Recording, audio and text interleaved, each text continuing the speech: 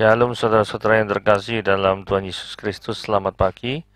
Renungan kita pada hari ini diambil dari Ibrani pasal yang 4 ayat 14 sampai pasal yang kelima ayat 10. Judul renungan kita pada hari ini adalah turut merasakan. Saya mempunyai seorang kakak laki-laki yang mengidap gangguan kejiwaan. Semasa remaja, karena dampak dari gangguan kejiwaannya, kakak suka berbuat onar. Malam hari sewaktu kami semua tidur, dia malah berteriak-teriak.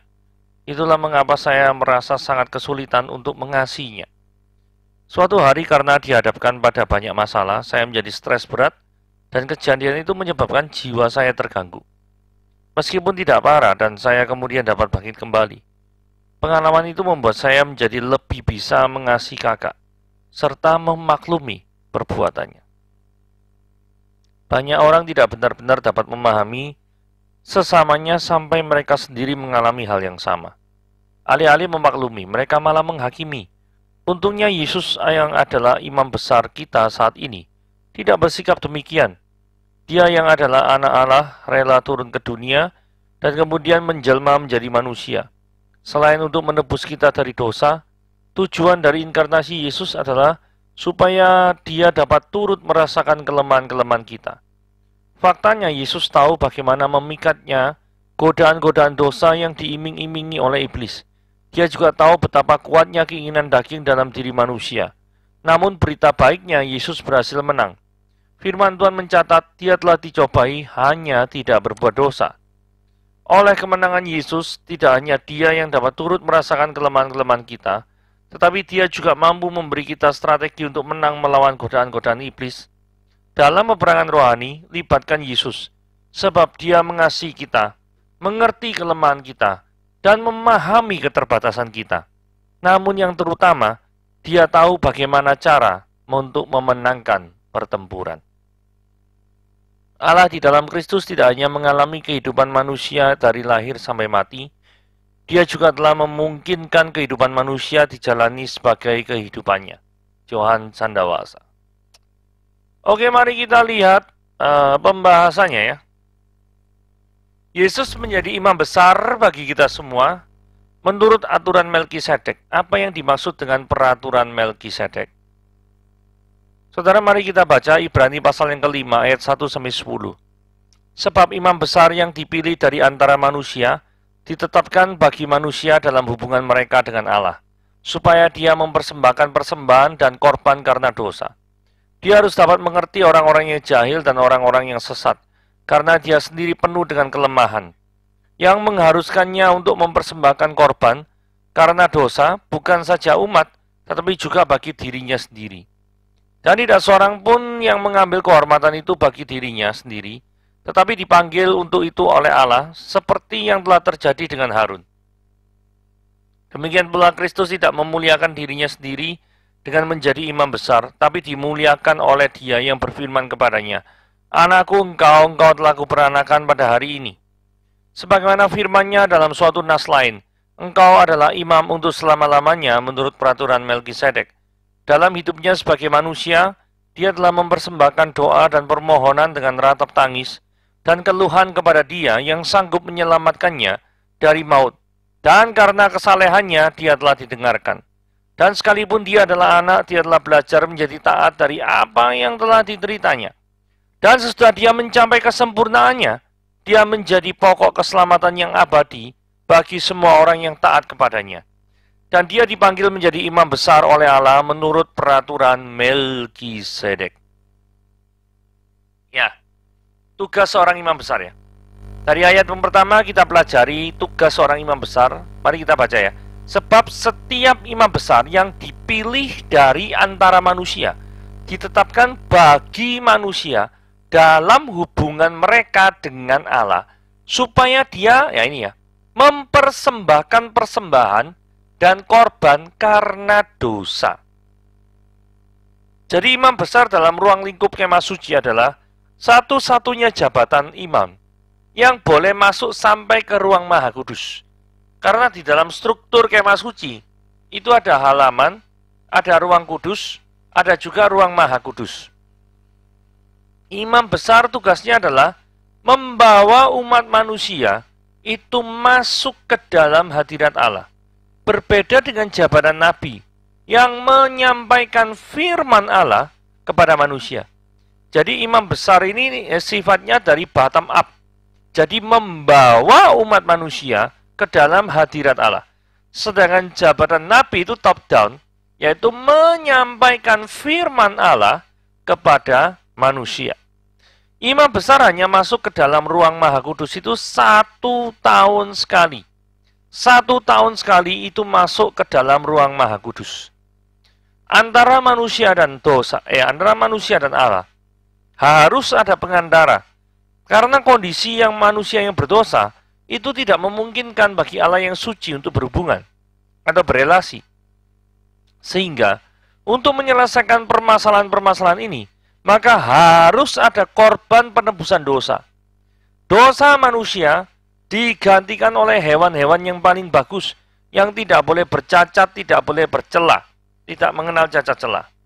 Korban yang sempurna itu merupakan tipologi daripada Yesus Kristus. Jadi tugas seorang imam besar adalah apa? Mempersembahkan persembahan. Tujuannya apa mempersembahkan persembahan? Sebagai korban pengganti dosa manusia. Mewakili daripada setiap orang manusia untuk mempersembahkan korban kepada Allah, sehingga manusia yang seharusnya mati digantikan oleh hewan yang mati dibunuh atau disembelih, gitu ya. Tipologi Yesus Kristus dalam pribadi imam besar di Kemah Suci. Ayat 2 dikatakan dia harus dapat mengerti orang-orang yang jahil dan orang-orang yang sesat, karena dia sendiri penuh dengan kelemahan. Saudara, jadi imam besar yang dijadikan wakil untuk menghadap kepada Allah juga adalah manusia yang berdosa, yang juga membutuhkan korban penebusan dosa.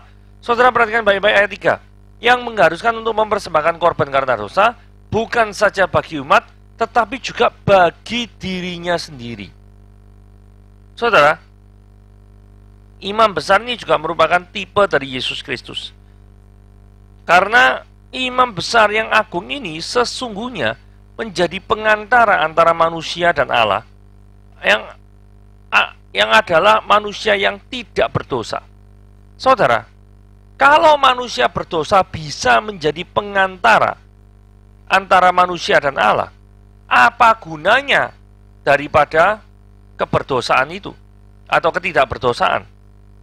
Kalau misalkan manusia yang berdosa itu bisa menghadap Allah, tidak perlu pengantara. Tapi justru karena semua manusia itu berdosa, tidak seorang pun yang tidak berdosa di muka bumi ini, maka manusia membutuhkan pengantara yang tidak berdosa untuk menjadi wakil manusia untuk menghadap kepada Allah. Dan siapakah manusia yang tidak berdosa ini? Manusia yang tidak berdosa ini adalah Yesus Kristus. Jadi dari sini kita bisa lihat, untuk mengenal struktur kemah suci, maka kita bisa mengenal Yesus. Saudara, tadi slide pertama tadi kita lihat, Yesus sebagai korban penebusan dosa yang sempurna tanpa cacat celah, dan pribadi yang berhak membawa manusia yang berdosa itu menghadap ke hadirat Tuhan. Jadi satu sebagai korban penebusan dosa, yang kedua sebagai pribadi yang berhak membawa manusia yang berdosa menghadap sampai ke hadirat Allah. Dan yang luar biasanya sekali lagi adalah ayat 2, dia harus dapat mengerti orang-orang jahil dan orang-orang sesat, karena dia sendiri penuh dengan kelemahan. Saudara, tugas daripada seorang imam besar ini memang berat. Dia harus mengerti kenapa orang-orang berbuat sesuatu yang berdosa, dia harus mengerti kenapa orang-orang bisa sampai tersesat, sehingga tugas menjadi imam besar merupakan tugas yang penuh dedikasi, penuh pengabdian, dan mau cari tahu kenapa orang berbuat sesuatu yang mungkin menurut pemandangannya dia itu adalah aneh, tapi itu terjadi. Ini ya, dapat mengerti orang-orang jahil dan orang-orang yang sesat. Kerendahan hatian Kristus. Dan tidak seorang pun yang mengambil kehormatan itu bagi dirinya sendiri, tetapi dipanggil oleh Allah seperti yang telah terjadi pada Harun. Jadi maksudnya gini ya, menjadi imam besar itu adalah suatu kehormatan bagi manusia, sekaligus menanggung beban yang sangat berat, dan taruhannya bisa jadi nyawanya sendiri. Kenapa? Jika seorang imam besar tidak diperkenan Allah ya, maka nyawa orang itu bisa melayang. Serius. Karena ada beberapa literatur yang mengatakan imam besar yang masuk ke ruang Maha Kudus itu diberikan tali. Terus kemudian ada loncengnya. Sehingga kalau misalkan dia masuk ke ruang Maha Kudus, dia kan pasti bergerak kan. Nah, pasti bergerak kan, berbunyi kelintang-kelinting gitu ya.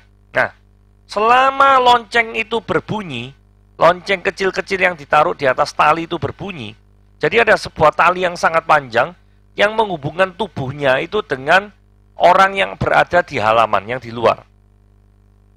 Nah, jika sampai terjadi bahwa orang itu tidak berkenan di hadapan Tuhan, orang itu pasti akan meninggal. Lah, kalau orang itu meninggal, pasti kan logikanya tidak ada bunyi lonceng kelintang-kelinting, tidak ada lagi.